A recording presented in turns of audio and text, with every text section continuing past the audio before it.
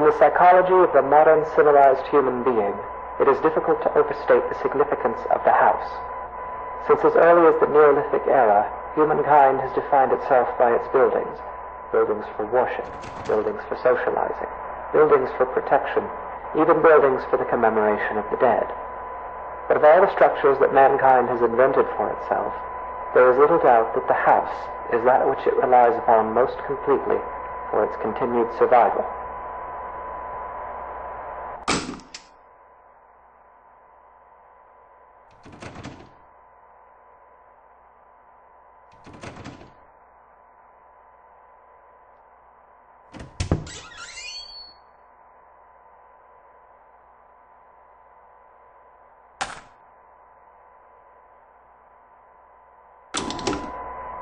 The house is one of the key elements that separates modern humanity from its more primitive antecedents.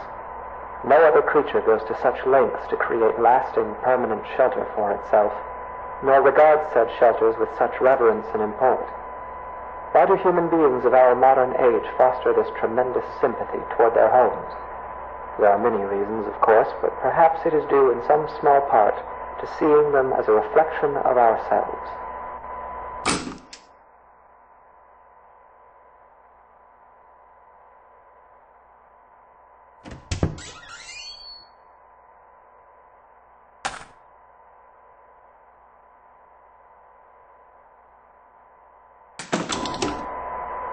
The anatomy of the house is such that this analogy is less superficial than at first it may seem. To carry it further, if we were to dissect a house as we might a human cadaver, we would find ourselves able to isolate and describe its various appendages and their functions in a decidedly anatomical fashion.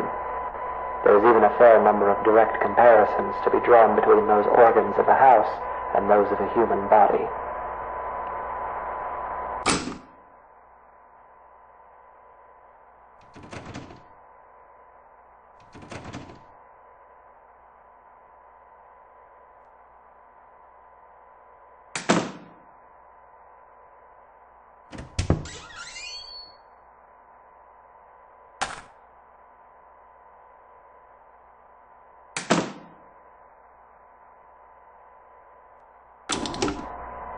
For example, let us examine the living room. Often the dominant space of a house's ground level, as well as typically the center of activity in a well-populated home, the living room is very much the heart of the house. While a human heart circulates blood to oxygenate the body's extremities, the living room circulates people, activity, communication. It is the room most likely to be found beating, as active and vivacious as its name would imply. The comparison is only strengthened when we consider also that the living room is most commonly the room to contain the fireplace, making it additionally a locus of actual physical heat.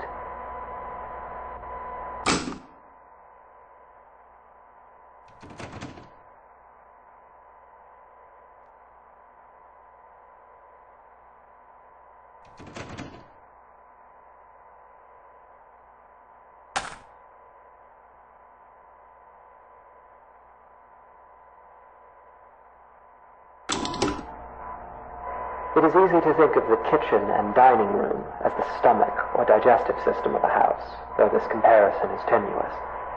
By contrast, the function and analog of a bathroom should be immediately obvious. The hallways and corridors of a house are its veins, providing circulation coursing throughout its frame. A staircase bears more than a passing resemblance, both physically and symbolically, to a spine. The windows of a house serve much the same purpose as eyes, and anyone who has ever rounded a bend or a long drive and come suddenly face to face with a tall, dark manor will tell you that it is difficult to shake the impression that the house, through its lightless windows, is a creature capable of vision and intelligence.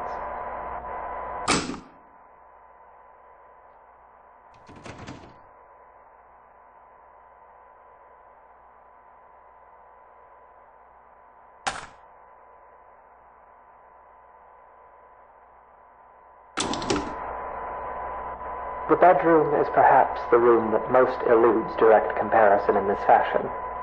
At a stretch, and allowing for a bit of poetic sympathy, it might be said that the bedroom is not unlike the human mind, or those parts of it which dictate thought and imagination. In the bedroom, dreams are dreamt, passions are ignited, epiphanies are experienced in cold sweat at early hours. In the bedroom is where people invariably spend the majority of their time, though comparatively little of it whilst conscious.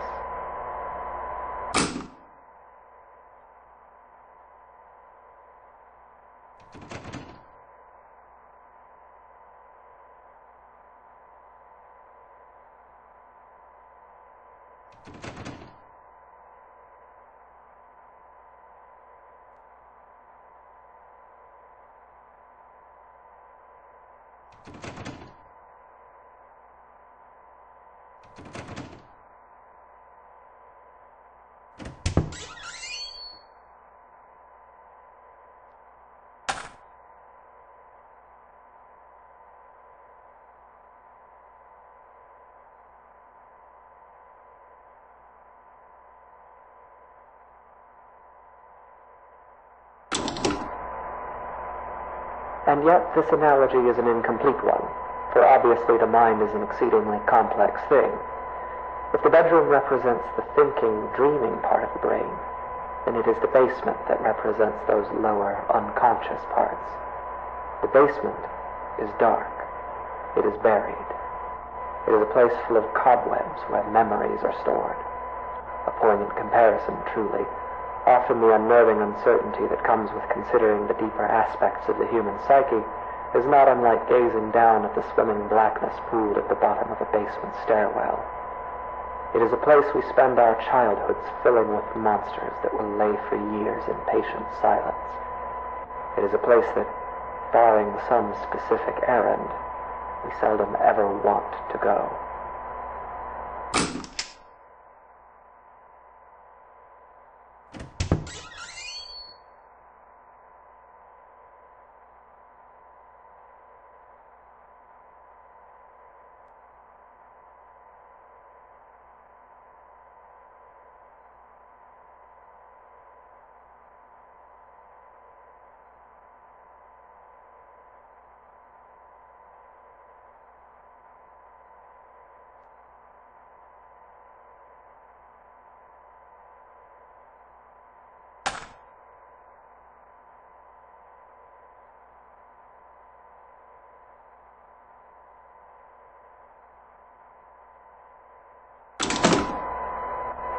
Of course, this comparison, though appropriate, is a very heavy-handed one, and often the basement is little more than a storage space littered with the corpses of spiders and woodlice. While poets and psychoanalysts no doubt dread the thought of a dark basement, in truth, it is the bedroom, the waking mind, that place of dreams. It is actually the most frightening of all.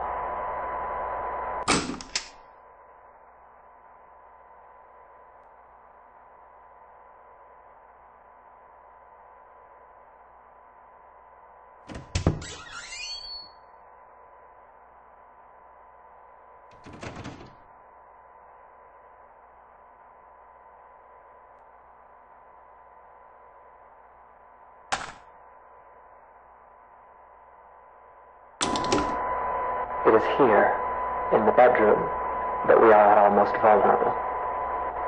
Each night we shut our senses to the world for hours at a time, trusting in the house to keep us safe until next we wake. In this state of extreme vulnerability, we will spend something like 20% of our lives.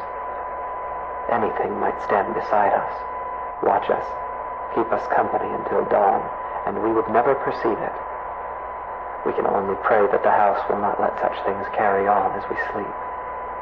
In this way, during these hours, the bedroom seems less like a mind and more like a mouth. For it is here that the house is most likely to betray us. It is here that we place ourselves most at the house's mercy and spend each night hoping that it will not bite down.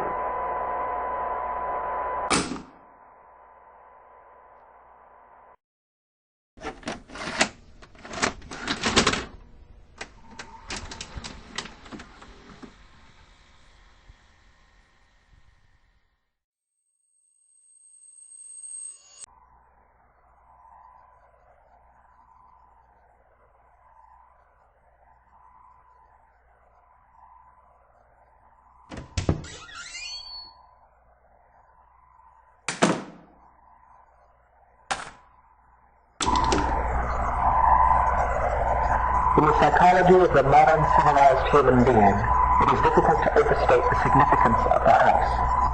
Since as early as the Neolithic era, humankind has defined the era of the dead. But of all the structures that mankind has invented for itself, there is little doubt that the house is that which it relies upon most completely for its continued survival.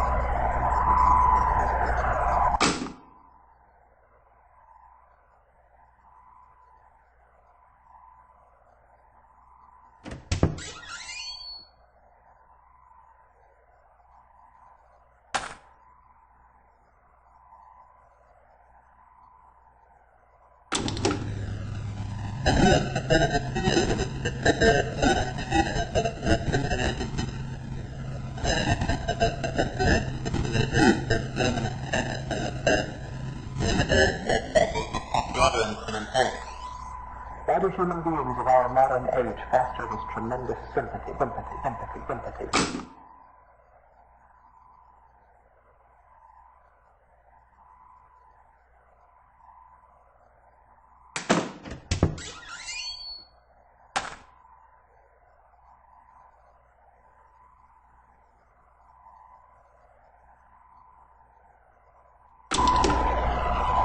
The anatomy of the house is such that the fidelity is less superficial than at first it may seem. To carry it further, if we were to dissect the house and unite a human together, we would find ourselves able to isolate and describe its various appendages and their functions in a decidedly anatomical fashion.